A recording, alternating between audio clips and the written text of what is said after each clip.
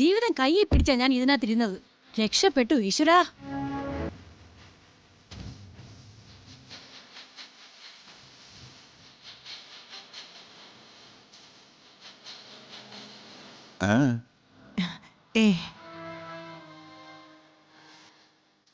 വിളിച്ചിട്ട് എന്താ കൈമളേട്ടാ ഫോൺ എടുക്കാതിരുന്നേ? ഞാൻ ഫോൺ സൈലന്റ് ആക്കി വെച്ചിരിക്കുകയായിരുന്നു രാജലക്ഷ്മി. ഉറക്കം മുറിയണ്ടെന്ന് കരുതി. രാവിലെ അക്കാര്യം മറക്കുകയും ചെയ്തു. കൈമളേട്ടന് കുഴപ്പമൊന്നുമില്ലല്ലോ? ഓ, ഇങ്ങനെ കാര്യം ഓർത്തായിരുന്നോ ഇവർക്ക് മനസമാധാനക്കേട്? ഈ വീട്ടിലിരിക്കുന്ന എനിക്കെന്ത് കുഴപ്പമുണ്ടാകാനാ രാജലക്ഷ്മി? വീട്ടിലിരുന്നാലാ കൂടുതൽ കുഴപ്പം. കാരണം അവളുള്ളത് ഈ വീട്ടിലല്ലേ. കുഴപ്പമുണ്ട് കൈമളേട്ടാ. സിദ്ധൻ അങ്ങനെയാ പറഞ്ഞത്. മീനാക്ഷി ഈ ചെമ്പകമംഗലം തറവാട് മുടിക്കുമെന്ന്.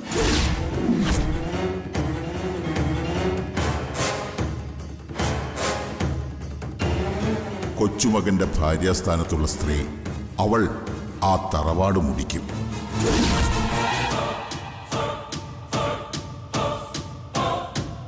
ഈ സ്ത്രീ സർവസംഹാരിയായ തീയാണ്. എങ്ങോട്ട് തിരിഞ്ഞാലും ആപത്തുകൾ തന്നെ. സിദ്ധൻ അവസാനം പറഞ്ഞത് എന്താണെന്ന് അറിയാവോ? ഒരു ദുർമരണം കൂടി ഈ തറവാട്ടിൽ നടന്നു കഴിഞ്ഞൂന്ന്. അത് കേട്ടപ്പോ നെഞ്ചില് തീയായിരുന്നു. അതാ ഞാൻ പെട്ടെന്ന് ഇങ്ങോട്ട് പാഞ്ഞു വന്നത്. എന്റെ ജയരാമന്റെ കാര്യം ഞാൻ എങ്ങനെയാ സഹിച്ചെന്ന് എനിക്കറിയൂ.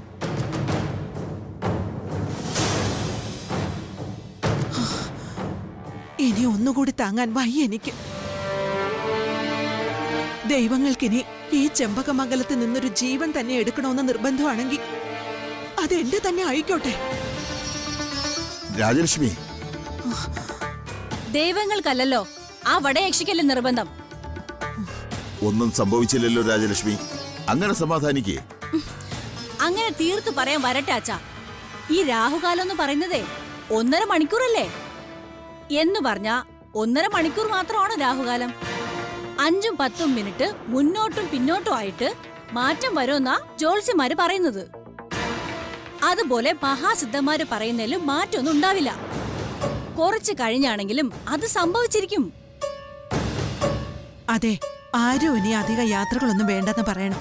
പരമാവധി സൂക്ഷിക്കാനേ നിവൃത്തിയുള്ളൂ. അതുകൊണ്ടൊന്നും കാര്യമില്ല.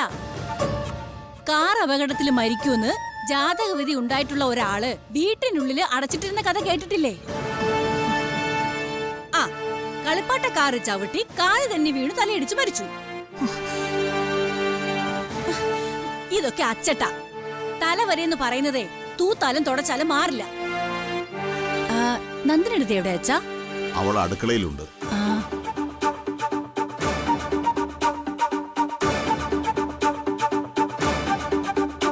ഇവളെ കൂട്ടിയാണോ നീ ഇത്തരം കാര്യങ്ങൾക്കൊക്കെ പോകുന്നത്? ഇനി ഇതും പറഞ്ഞിവിടെ മനസമാധാനം ഉണ്ടാവില്ല. എനിക്കും തോന്നി വേണ്ടായിരുന്നു എന്ന്.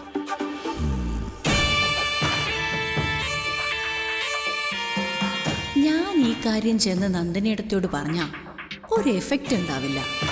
മാനത ഏഷണിക്കാരിയും പരദൂഷണക്കാരിയും ആണല്ലോ.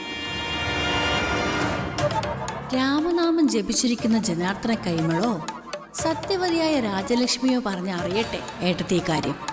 എന്നാലേ ഒരു പഞ്ചുണ്ടാവും.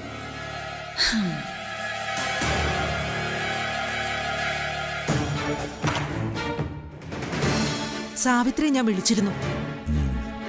മ്യൂറൽ പെയിന്റിങ്ങിൽ താല്പര്യമുള്ള സ്ത്രീകളുണ്ടോന്നറിയാൻ കുടുംബശ്രീക്കാരുമായി ഒരു കൂടിക്കാഴ്ചയിലാണെന്നാ പറഞ്ഞത്. നീ ആദ്യം സ്വയം ഒന്ന് സമാധാനപ്പെടും രാജലക്ഷ്മി. കൈമളേട്ടാ, കാർത്തിമോൻ ഇവിടെ തന്നെയില്ലേ? അവൻ മീനാക്ഷിയും കൂട്ടി പുറത്തേക്ക് പോയല്ലോ. മീനാക്ഷിയും കുട്ടി പുറത്തേക്ക് പോയെന്നോ? അതെ. കൊച്ചുമകനുമായിട്ടുള്ള അവളുടെ വിവാഹബന്ധം എത്രയും വേഗം പിരിക്കണം. അല്ലെങ്കിൽ ആ മരണവും നാം മുന്നിൽ കാണുന്നു.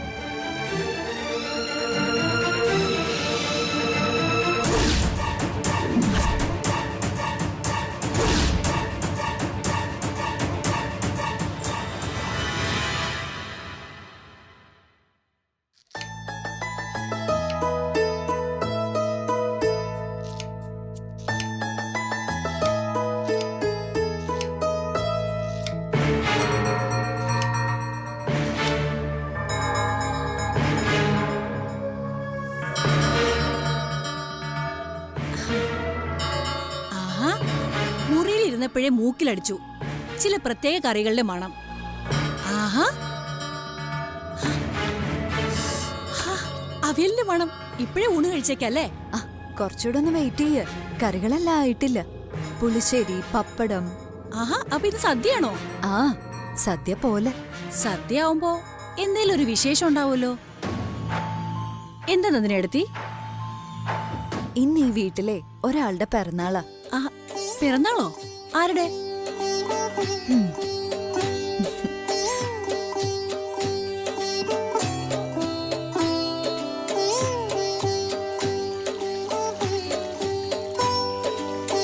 ആരുടെ പിറന്നാളാ എടുത്തി?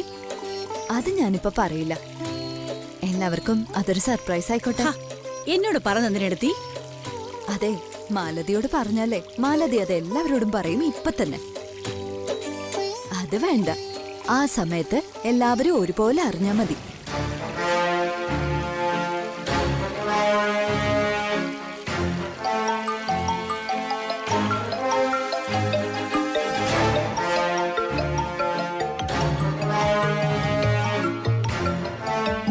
മീനാക്ഷിയാണല്ലോ. ആ മോളെ. മീനാക്ഷി, എന്താ മോളെ? ആക്സിഡന്റ് പറ്റി. ആക്സിഡന്റോ? ഞങ്ങള് ഹോസ്പിറ്റലിലേക്ക് കൊണ്ടുപോവാ. അയ്യോ,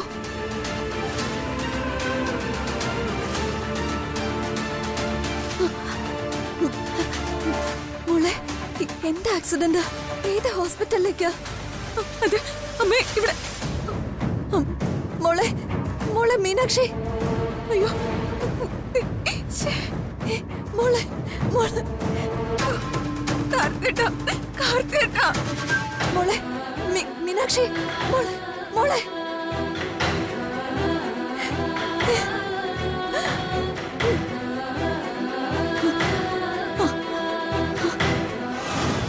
ആഹാ, പൊട്ടിയല്ലോ ബോംബ്. പണി കിട്ടിയത് കാർത്തിക്കിനാണെന്ന് തോന്നുന്നു. നോക്കാം.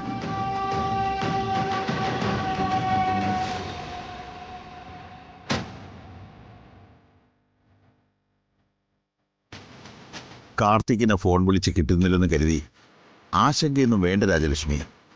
അവർ രണ്ടാളും സന്തോഷമായിട്ടൊരു യാത്ര പോയതല്ലേ.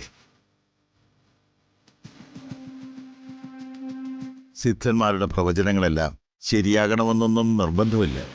ഈ ലോകത്ത് മനുഷ്യന് പ്രവചിക്കാൻ കഴിയാത്തതായിട്ടൊന്നുണ്ടെങ്കിൽ അത് മരണസമയമാണ്. ഓരോരുത്തർക്കും അവരവരുടെ മരണസമയം മുൻകൂട്ടി അറിയാൻ കഴിഞ്ഞിരുന്നുവെങ്കിൽ ലോകഗതി തന്നെ മാറിയേനെ. പിന്നെ വിധി നിശ്ചയിച്ചതൊന്നും നമ്മളെ കൊണ്ട് മാറ്റാനും പറ്റില്ല. ഇത് വിധി നിശ്ചയിച്ചതല്ലല്ലോ കൈമലേട്ട, നമ്മളായിട്ട് വരുത്തി വെച്ചതല്ലേ. അച്ഛാ, അമ്മേ, എന്താ മോളെ? കാർത്തി മോനും മീനാക്ഷിയും പോയ വഴി ആക്സിഡന്റ് ആയിന്ന്.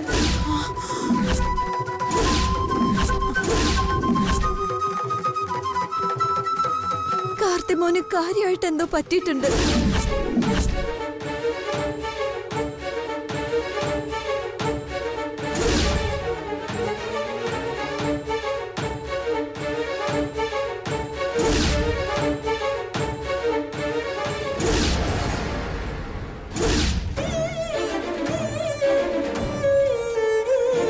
കാർത്തിയേട്ടാ, അയ്യോ, കാർത്തിയേട്ടാ.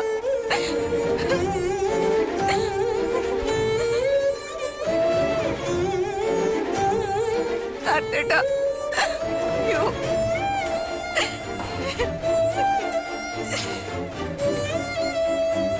കാർത്തിയേട്ടാ.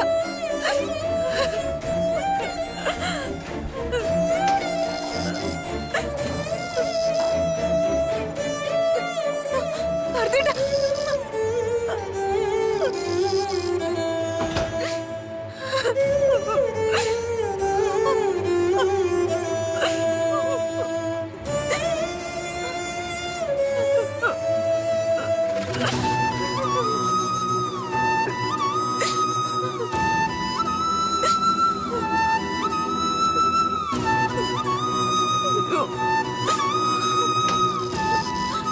അതെ, ആക്സിഡന്റിൽ പെട്ട പേഷ്യന്റിന്റെ കൂടെ വന്നതല്ലേ?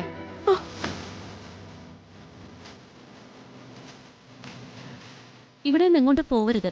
ഇപ്പൊ വേണമെങ്കിലും നിങ്ങളെ വിളിപ്പിക്കും.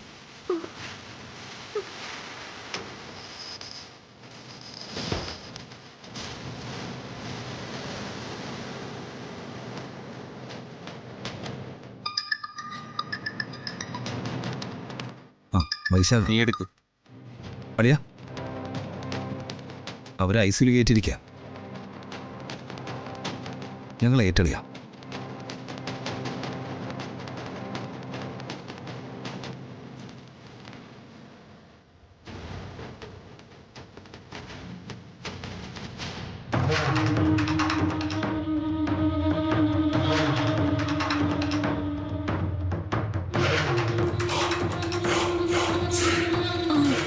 എന്റെ ഫോണിലെ ചാർജ് തീർന്നു പോയി. ഫോണും തരാവോ? അമ്മയെ വിളിക്കാൻ വേണ്ടിയാ. Thank you.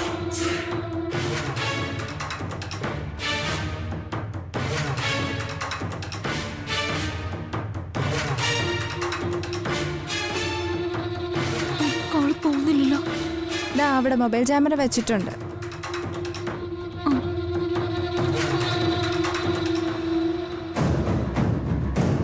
കാർത്തിക്കിന്റെ കൂടെ വന്നതാരാ? ഞാനാ.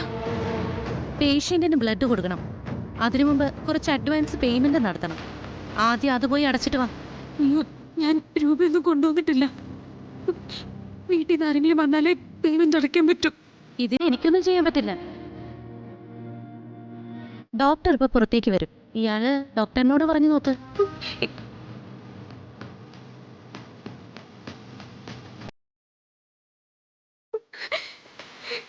എന്ത് ചെയ്യുന്നു ദൈവമേ?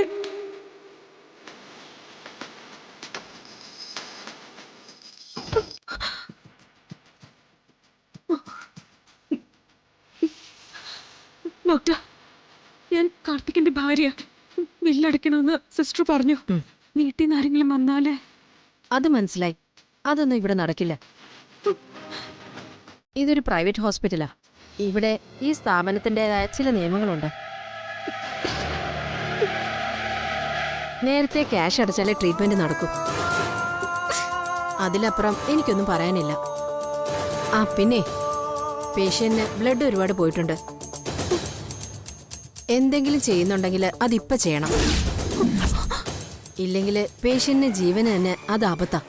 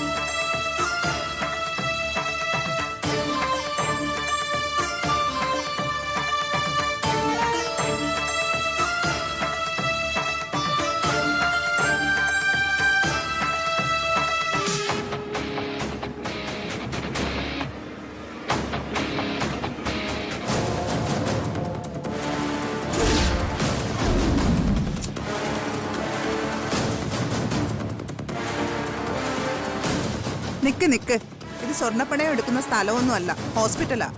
ഇവിടെ ക്യാഷായിട്ട് തന്നെ തരണം. ഞാൻ ഒറ്റയ്ക്കേ ഉള്ളൂ. വീട്ടിൽ നിന്ന് അമ്മ വന്നാലേ ക്യാഷ് തരാൻ പറ്റും. അതുവരെ ഇതൊരു ഉറപ്പായിട്ട് കരുതി. അതൊന്നും പറ്റില്ല. ഇതെവിടെങ്കിലും കൊണ്ടുപോയി പണയം വെച്ച് ക്യാഷുമായിട്ട് വരൂ. അതിനുള്ള സമയമൊന്നുമില്ല. ഉടനെ ബ്ലഡ് കൊടുത്തില്ലെങ്കിൽ ആപത്താണെന്ന് ഡോക്ടർ പറഞ്ഞു. അത് തന്നെയാ മേഡം പറയുന്നത്. അഡ്വാൻസ് പേയ്മെന്റ് അടയ്ക്കാതെ ഇവിടെ ഒന്നും നടക്കില്ല. ഞങ്ങളൊക്കെ വെറും സ്റ്റാഫാ. ഞങ്ങൾക്കാർക്കൊന്നും ചെയ്യാനാവില്ല. ഈ വളകളെടുത്തോ, അല്ലെങ്കിലും ഇത് പണയം വെച്ചാലൊന്നും നിങ്ങൾ ഉദ്ദേശിക്കുന്ന പണം കിട്ടില്ല. ICUയിൽ കിടക്കുന്ന പേഷ്യന്റാ. അഡ്വാൻസ് കൂടുതൽ അടയ്ക്കണം. എന്റെ മുമ്പിൽ നിന്ന് കരഞ്ഞിട്ടൊന്നും ഒരു കാര്യവുമില്ല. ചെല്ല്. ഈ ഹോസ്പിറ്റലിന്റെ വാതിൽക്കൽ തന്നെ ഗോൾഡ് ലോൺ തരുന്ന ബാങ്കുകളുണ്ട്. ചെല്ല്.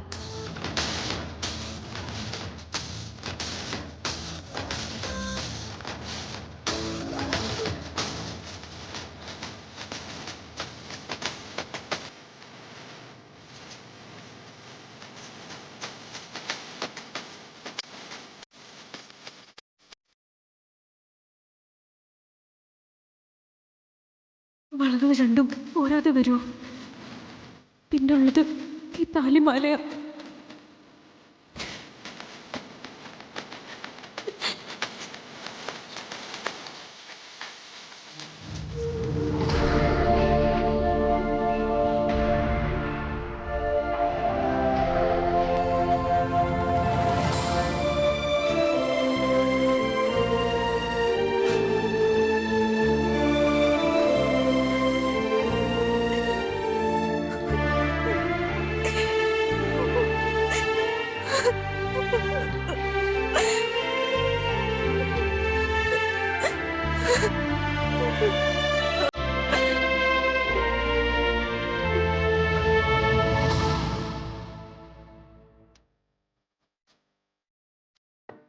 അർച്ചന,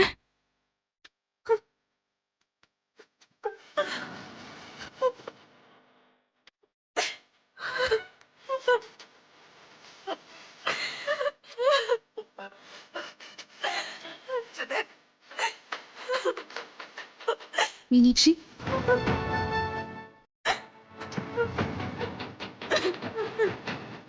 എന്താ എന്താ നിനക്ക് പറ്റിയേ?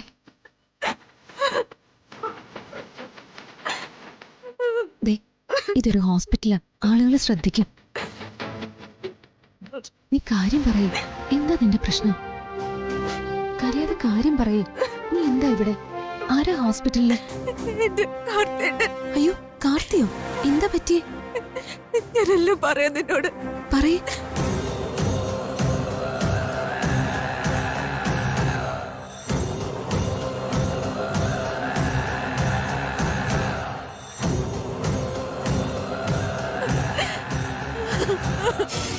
ഇതിനാണോ നീ ഇത്രയും കരഞ്ഞേ?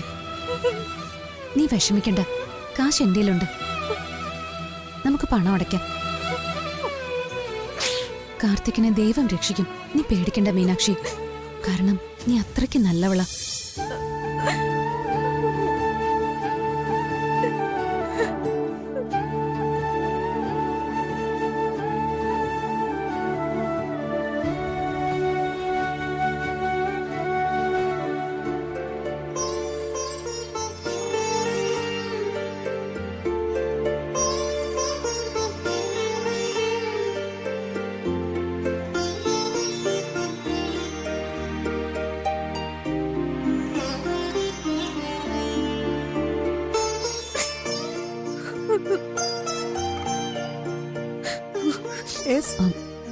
കാർത്തിക്കിന്റെ അഡ്വാൻസ് പേയ്മെന്റ് അടയ്ക്കാനാണത്.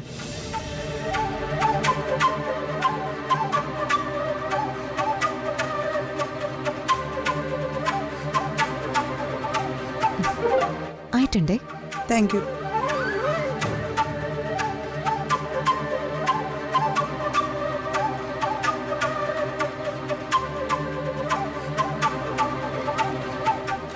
കാർത്തിക്കിന്റെ ബ്ലഡ് ഗ്രൂപ്പ് ഏതാ? O positive. എന്റെയും ഓ പോസിറ്റീവ് ആണല്ലോ. നമുക്ക് ഏതായാലും ഡോക്ടറെ കാണാം. എന്റെ ബ്ലഡ് കൊടുക്കാൻ പറ്റുമെങ്കിൽ ഞാൻ കൊടുക്കാം. എന്താ ഇങ്ങനെ നോക്കുന്നേ?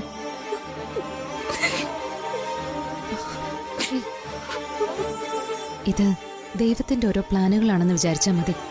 അല്ലെങ്കിൽ ചെക്കപ്പിന് ഇന്നേ ദിവസം തന്നെ ഞാൻ ഇവിടെ വരൂ. വാ.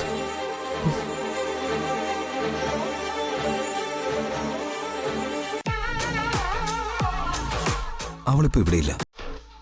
അവസരം അനുകൂലമായിരുന്നു. പക്ഷേ ICUയിൽ ഇപ്പോൾ നേഴ്സുണ്ട്. നീ ഇവിടെ നിൽക്കുക.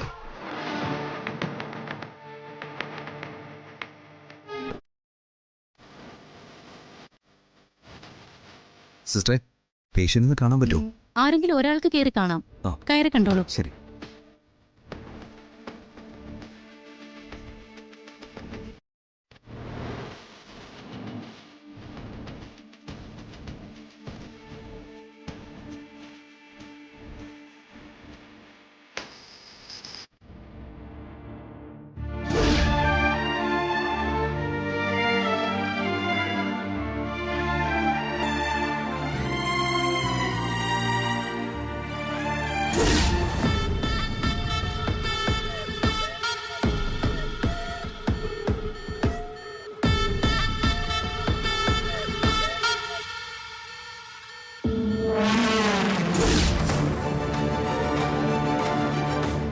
സിസ്റ്റർ മാഡം എവിടെയായിരുന്നു?